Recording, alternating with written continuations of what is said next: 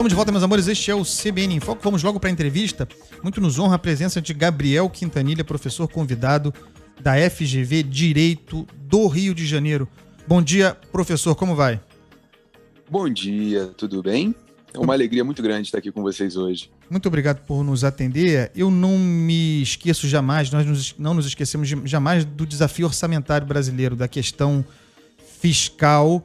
Nós estamos num momento decisivo para o orçamento do ano que vem, que será de um novo governo, ainda que seja renovando o governo atual ou um novo que vem aí. O que a gente pode esperar em termos orçamentários, de futuro orçamentário do Brasil, e pensando também nas regras fiscais, considerando um advento como o orçamento secreto, que me parece ter vindo para ficar, professor? O orçamento brasileiro, a gente retrocedeu anos com a aprovação da PEC Kamikaze, com a aprovação da LDO para 2023.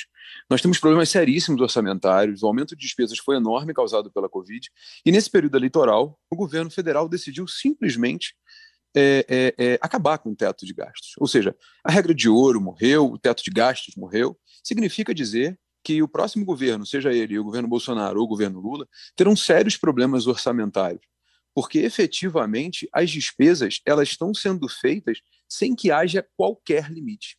Parece que nós voltamos na década de 90, em que governos gastavam no último ano para se reeleger, não conseguiam e deixavam uma bomba enorme para o governo seguinte. Agora, um detalhe interessante é que dos principais candidatos à presidência da República para 2023, próximo mandato, ambos têm o mesmo pensamento, de que o teto de gastos não deve existir.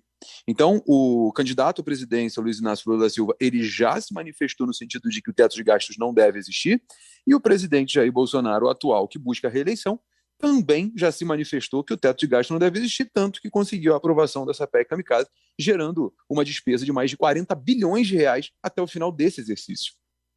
Professor, o senhor acredita que algo virá, considerando a inviabilidade do teto de gastos prometido pelos candidatos, que já não existe mais, que algo virá em termos de âncora fiscal para o lugar do teto de gastos? E o que seria? O senhor tem uma ideia do que tende a vir? Ou não viria nada e a gente volta para aquele lugar de que vamos gastando, cheque sem fundo?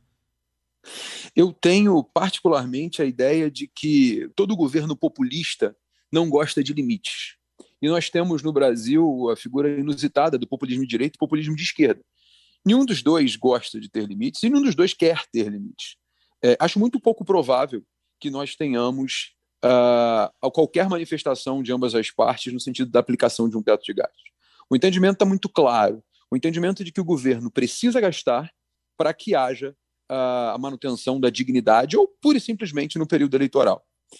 Talvez, tendo em vista a gastança enorme que nós estamos tendo em 2022, talvez o governo federal perceba que é necessária a efetivação de um teto para que o mercado confie no Brasil e que o mercado volte a investir no Brasil.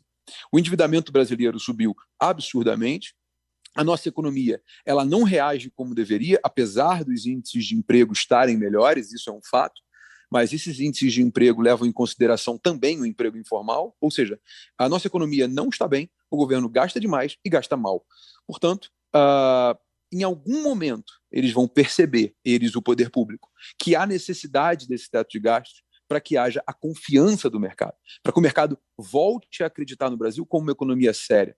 Esse teto foi aprovado no governo Temer, exatamente porque a Dilma sofreu impeachment por causa dos gastos excessivos e sem limite. Esse teto deixa de existir em período eleitoral e esse teto compromete novamente a visão do Brasil pelo mercado. Professor, a gente tem um minutinho, mas eu preciso perguntar sobre o futuro do orçamento secreto.